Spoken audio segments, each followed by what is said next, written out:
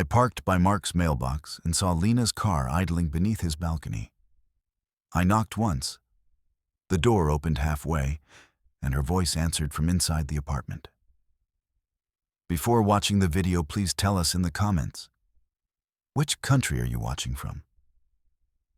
Mark's peephole darkened briefly, then brightened like someone stepped away slowly. I stayed still, holding a grocery bag to look like a neighbor. The chain clicked softly. The door cracked wider, stopping against the bolt. I said, "Mark, you in?" And a shadow moved across the hallway. Lena's shoes sat behind the mat, heels angled inward, soles dusty from gravel. The key turned inside. The bolt lifted, then paused as voices whispered. I stepped back 2 paces and photographed the entryway from shoulder height. The door closed again without opening, and footsteps crossed toward the kitchen. I checked her car's hood. The metal felt warm against my fingertips. The passenger seat held her jacket folded neatly over a reusable bag. I photographed the dashboard clock and the mileage display in one frame. A balcony light switched on above me. Mark's curtains shifted an inch. I walked to the stairwell camera and checked the red recording light. The lens faced the hallway. A maintenance sticker listed the property manager. Her name was Carla Soto, with a posted number for after-hours calls. I dialed and asked, "Do your cameras keep building footage for residents?" She said, "Yes. Request by email. Include unit, time range, and purpose."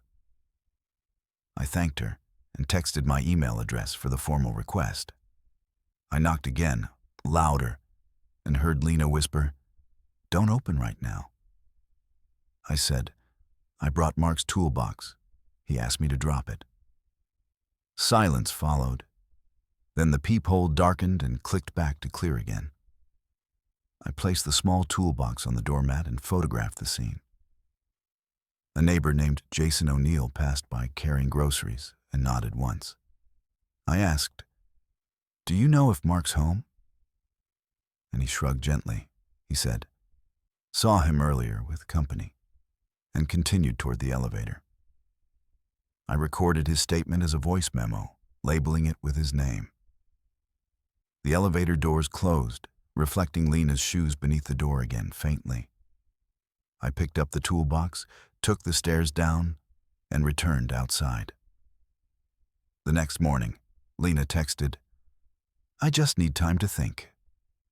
The phrasing matched her tone from 2 days earlier when she first mentioned needing space. I replied, "Take all the time you need." Then I opened my notes and created a file titled Timeline. I entered 3 entries: her message, her car outside Mark's apartment, and the recorded audio of Jason confirming what he saw. Facts, not thoughts. I cross-referenced her usual work hours with her new unavailable times. Each day she claimed to stay late. Mark's car left the same garage after hours. The building had public parking records, and each exit logged plate numbers.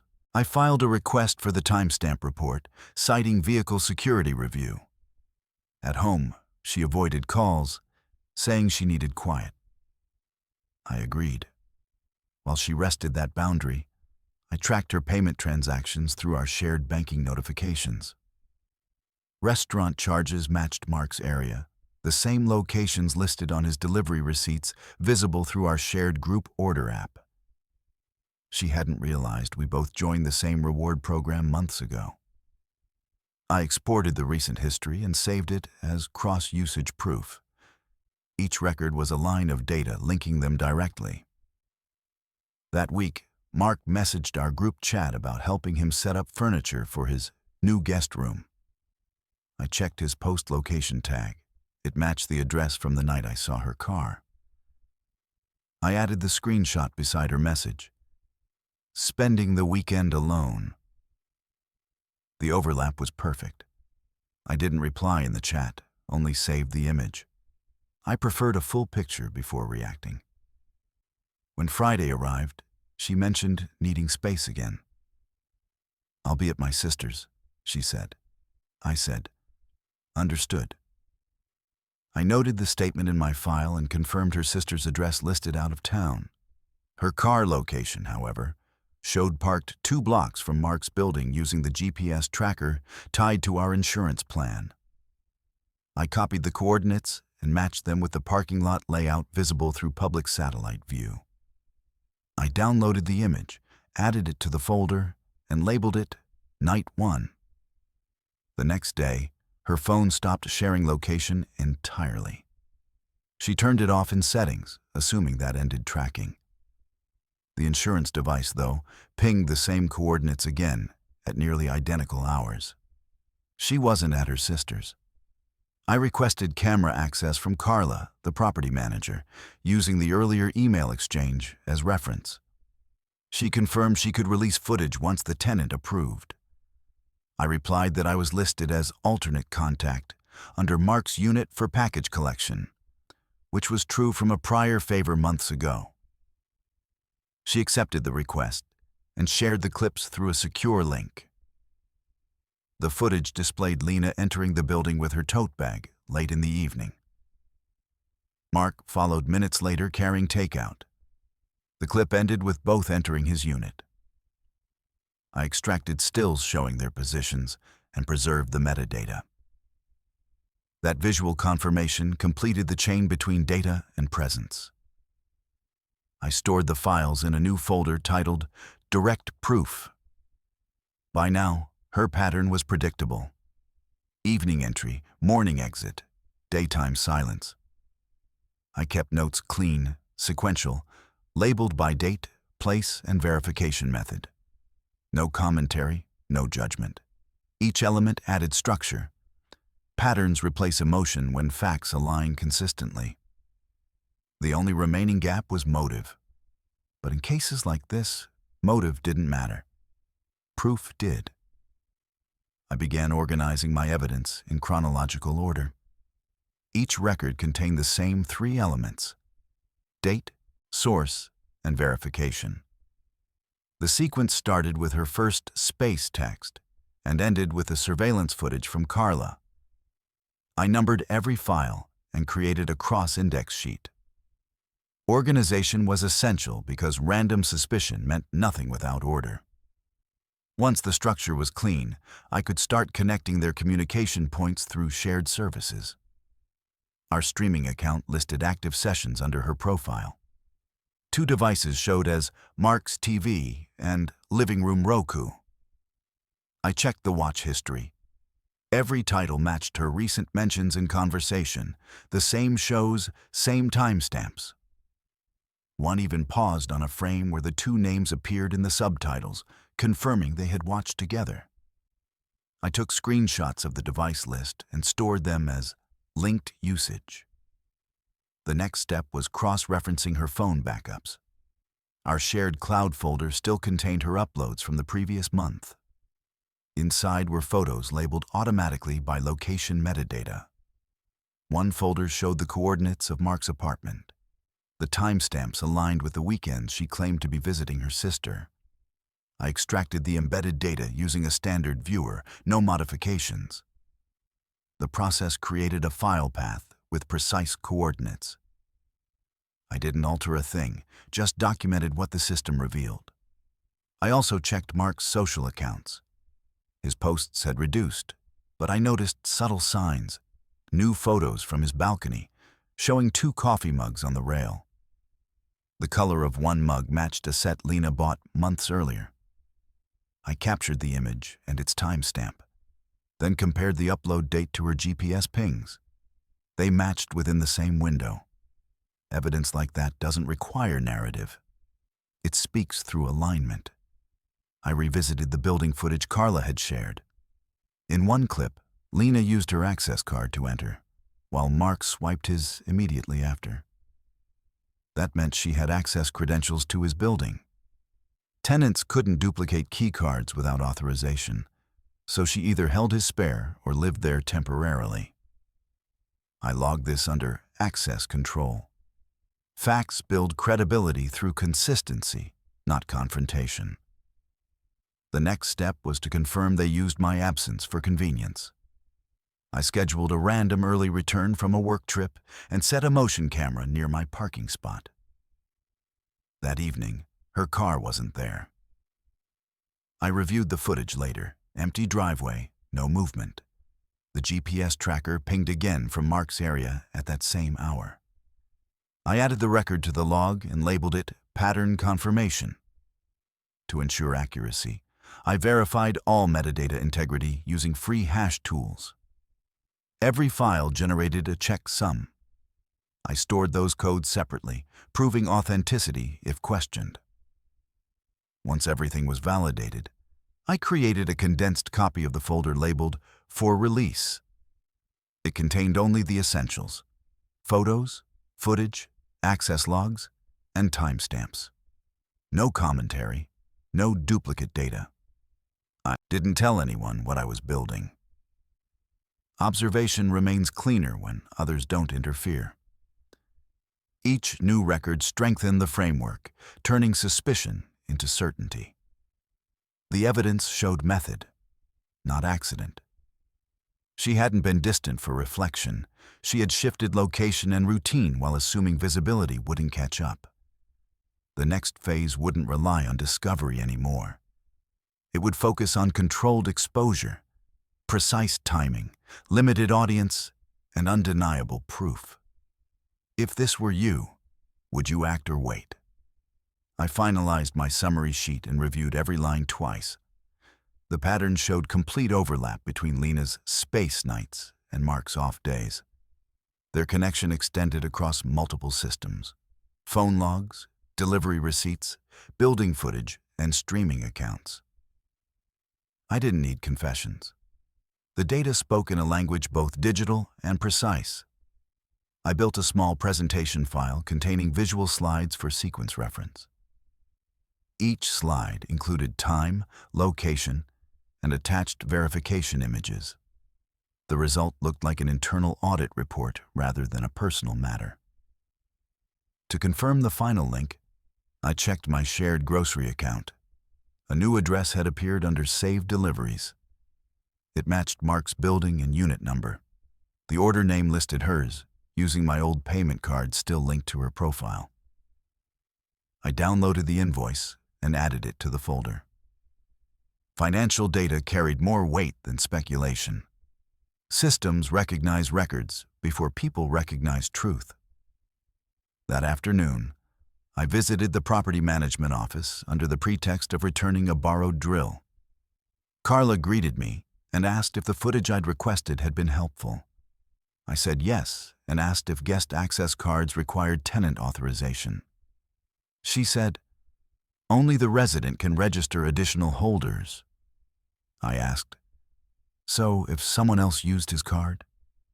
She replied, "That's a violation of the lease terms." I thanked her, left, and logged the conversation as an audio file labeled Lease Confirmation. That recording closed the last remaining gap between assumption and compliance breach. That evening, Lena called.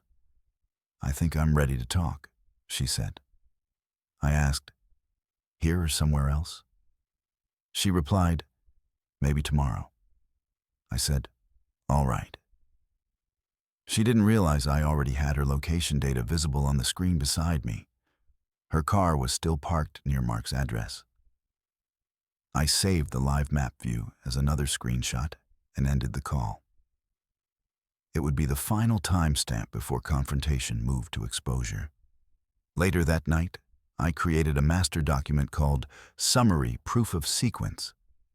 It listed every file with corresponding evidence links. The total line count exceeded 100, each validated by checksum. I duplicated the folder to 2 drives and stored one off-site. My plan was no longer about discovery. It was about public presentation under control. I wanted the Yatai revelation to occur where both their social and professional circles intersected. At Mark's upcoming housewarming gathering, scheduled for the next weekend. The event's invitation remained in our shared group chat, confirming they planned to appear together. I added that message as the final line in the sequence. In the following days, I kept my communication neutral. When she texted, "Still figuring things out," I answered, "Take your time." When Mark mentioned the party, I replied, "Looking forward to it." The responses maintained predictability, ensuring neither suspected preparation. Meanwhile, I configured a remote connection from my laptop to his living room TV, which automatically paired through our shared streaming account. His system allowed guest device control. I had used it before during game nights. Once synced, I queued a file named Weekend Photos, but inside it contained the evidence slideshow. Timed images of them together, with dates, maps, and receipts. The sequence would run silently and loop once. The night before the event, I tested playback on a spare device. It opened flawlessly and cycled through the slides automatically. The video length matched the average background music loop he used at parties. Everything was ready. Exposure didn't need volume or reaction. It only required perfect alignment between truth and timing. The framework of my plan relied on 3 principles: visibility, verification, and silence. Visibility would ensure the truth appeared in front of the right people. Verification would make denial impossible. Silence would give the exposure weight. I designed everything around these principles so that no confrontation, shouting, or accusation could distort the evidence. Systems, not emotions, would handle the delivery. The housewarming invite listed 15 guests, mostly from our shared friend circle. Several of them worked with Lena on joint projects. That meant any revelation inside that environment would spread naturally through professional networks without me saying a word. I confirmed the Wi-Fi password through the event message Mark had sent earlier. It matched the same credentials used on his TV account. That single access point created the channel I needed. I exported all my evidence into a silent video loop formatted as an image slideshow. Each frame lasted 4 seconds, displaying clear timestamps, location data, and corresponding proof. Her car outside his building, delivery invoices, streaming logins, and the lease audio confirmation. Every slide carried a small footer label reading, "Automated Log Verification." It looked corporate, not personal. The sequence concluded with a closing line. Unauthorized access confirmed through data correlation. No names were written anywhere, only facts supported by identifiable images. Anyone familiar with them would understand instantly. I uploaded the finished file to a hidden folder inside our shared streaming account. The folder's thumbnail appeared blank, labeled Photo Test. On the night of the party, Mark usually played background playlists from that same account through his TV. When he opened it, the queued file would autoplay after 10 minutes of inactivity. The plan required no action from me beyond setup. The system would reveal them on its own. 2 days before the event, I tested remote playback from my phone using my spare account credentials. The connection loaded instantly. The video loop ran silently with smooth transitions and no external watermarks. I took screenshots of the playback confirmation, storing them in my folder as final verification. I then logged out completely, ensuring my control session wouldn't appear during the event. To guarantee audience presence, I confirmed attendance with a few people through neutral messages. "You heading to Mark's on Saturday?" I asked one. He replied, "Yeah, whole group's going." That assured me the exposure wouldn't happen in isolation. There would be witnesses, each capable of recognizing what they saw without needing my explanation. The night before the event, Lena texted, "Can we talk after this weekend?" I replied, "Sure, after you're back." That closed the conversation. No confrontation, no emotion. By the time she sent that message, the process was already beyond recovery. I prepared one backup plan in case Mark noticed the remote connection. I uploaded the same file to a portable drive disguised as a shared photo reel and slipped it into my pocket. If he disabled the Wi-Fi or changed settings, I could still plug it in manually under the pretense of showing pictures from a recent trip. Either method would end with the same result. The evidence displayed publicly without a single word from me. On Saturday evening, I arrived on time with a small bottle of wine. The living room lights reflected across the television, which played a muted music playlist. Guests gathered near the counter, talking casually. Lena stood beside Mark, holding a drink, laughing lightly. I noted her posture, steady and confident, unaware. The system clock on the TV ticked closer to the activation window. I placed the bottle on the table and stepped aside. Everything was prepared. The exposure would occur automatically, under the same rules they had ignored. Trust replaced by data, and data replacing denial. The TV screen dimmed slightly as the background playlist ended. Guests talked over the change in sound, assuming the next track would begin. Instead, the slideshow file started automatically. The first image showed a parking lot, clearly Mark's building, with Lena's car visible under the same balcony where I'd first seen it. The timestamp glowed in the corner. No sound accompanied the image, only still precision. Conversation slowed, then stopped. A second slide appeared. A delivery receipt listing her name and Mark's address, matched to a transaction ID from our shared account. Someone near the counter muttered, "Is this a joke?" Mark's head turned toward the TV, his hand tightening on the remote. He pressed buttons, but the video continued. The file had been renamed as a live stream, meaning the play controls didn't respond. A few guests looked from the screen to him, waiting for an explanation. The next slide displayed their streaming account usage. 2 devices logged in under her profile, both labeled with his apartment code. Then came the surveillance stills from the building hallway. Lena and Mark walked in frame, carrying bags, unaware of the camera above them. Each photo faded out cleanly before the next appeared. The transitions were smooth, automatic, and irreversible. Lena froze near the doorway. She whispered, "Turn it off." Mark said, "I'm trying." His voice carried across the room. The remote clicked again, useless. Guests stared silently. No one laughed. The video moved to a slide showing 2 coffee mugs on his balcony, then zoomed into metadata showing date and GPS tag. One guest said quietly, "That's today's date?" Mark dropped the remote onto the table. I didn't move. I stood near the side wall, watching as an observer. The video continued cycling through the sequence: car hood photo, timestamp report, invoice, message log preview, and the final slide reading, "Unauthorized access confirmed through data correlation."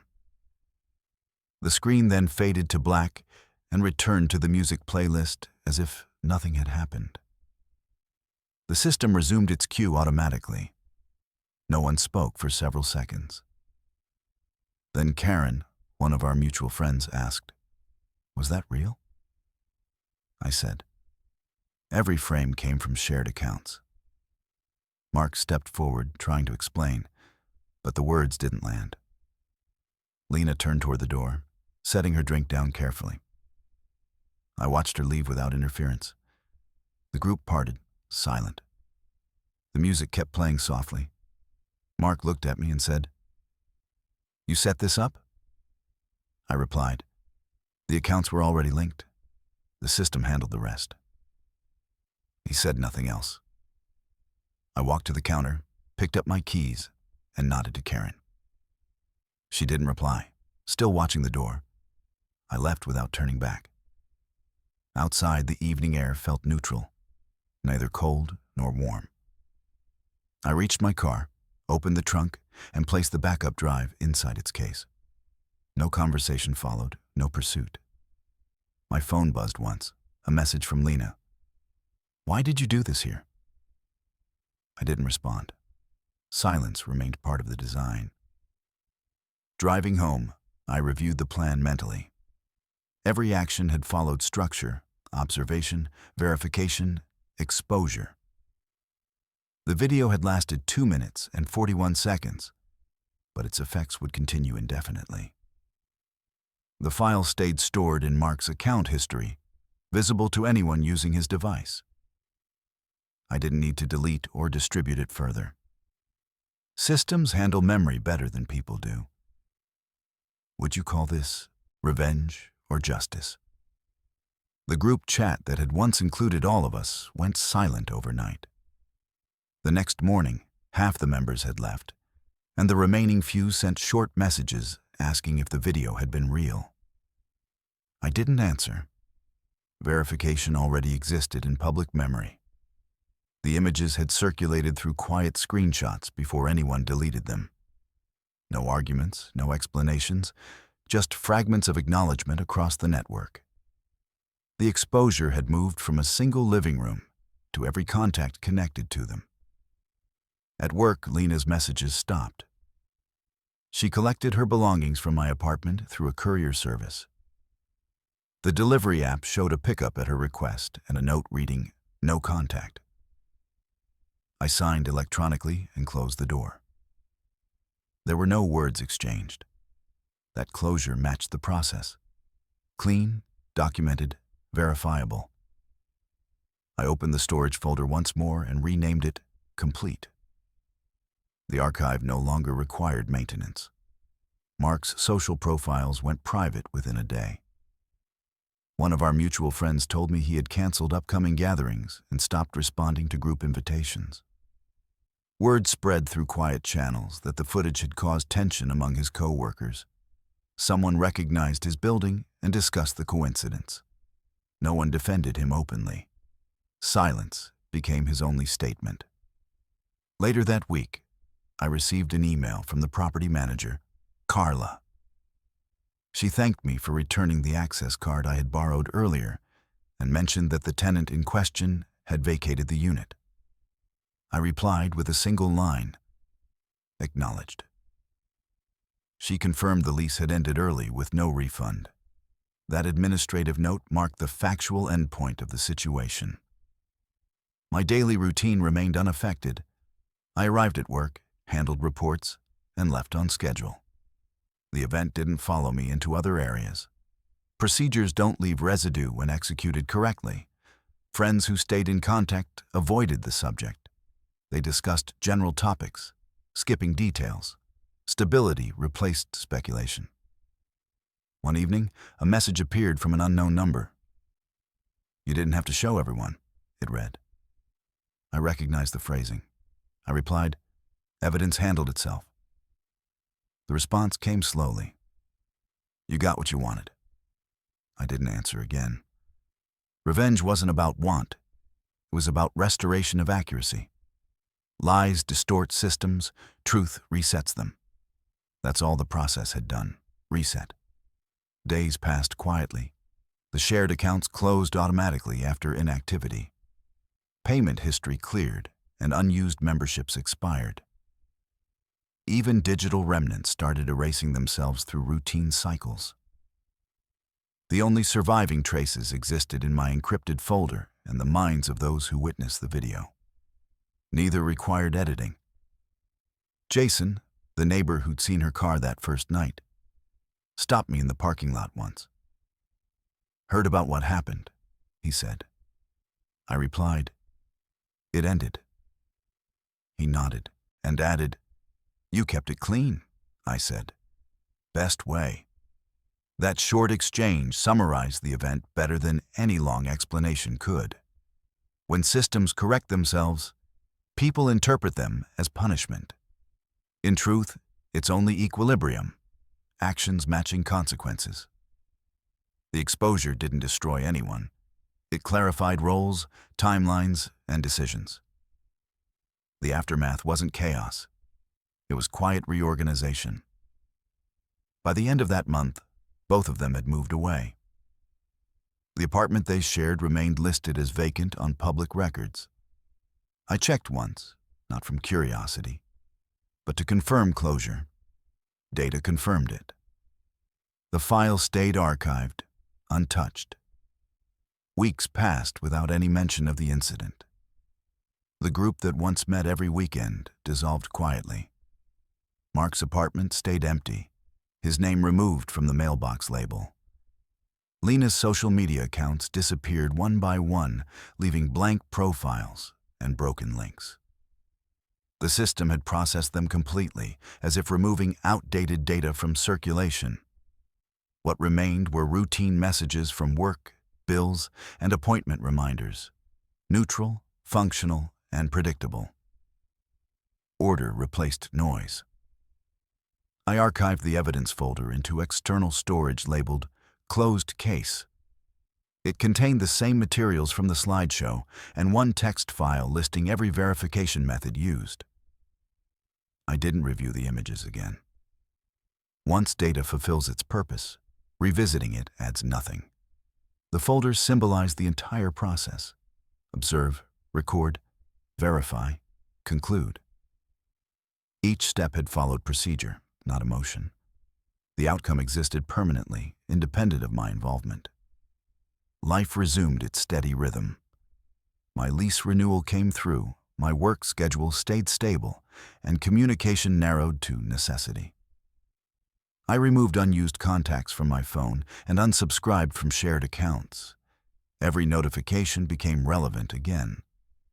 Efficiency returned where distraction had existed. It wasn't recovery, it was recalibration. Systems reset themselves when interference ends. Occasionally, a friend would mention the party indirectly. "That was something," one said. I replied, "It was verification." They nodded, accepting that as full explanation. No one wanted details. People respect structure more than stories when they witness undeniable proof. The silence following exposure always feels heavier than confrontation. It lasts longer too. Months later, I received an automated email from the streaming platform. The subject read, "New device login detected." The address matched Mark's new residence, meaning he had reactivated his old account. I opened the settings and removed all linked devices, ending the shared access permanently. One click, confirmation complete. That final action closed the last shared system between us. Looking back, the entire sequence had unfolded like a transaction between cause and consequence. Betrayal initiated the process. Data executed the correction. No shouting, no confrontation, no argument, just verification through structure. Most people expect revenge to feel dramatic. In reality, precision accomplishes more quietly. It leaves no traces of anger, only clarity. I didn't miss either of them. Missing implies attachment, and attachment belongs to uncertainty. Proof eliminates uncertainty. The moment the slideshow ended, the situation became fixed.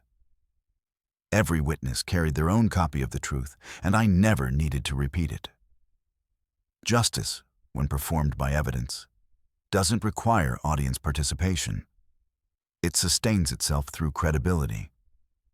Sometimes, while clearing old files, I see the storage label "Closed Case." I don't open it. The presence of proof is enough. It doesn't need review. Each record inside remains identical, unaltered, uncorrupted. Time doesn't change data. It only fades memory. That's why documentation lasts longer than emotion. It becomes the real version of events, untouched by perspective. I've learned one rule since then. When something feels uncertain, verify it instead of questioning it. Verification never lies. It transforms betrayal from confusion into conclusion. And once proof exists, revenge becomes unnecessary. Consequence arrives automatically through truth. Systems may take time, but they never forget. What would you have done differently? Comment your opinion below. Thanks for watching. Like, share, and subscribe for more real stories.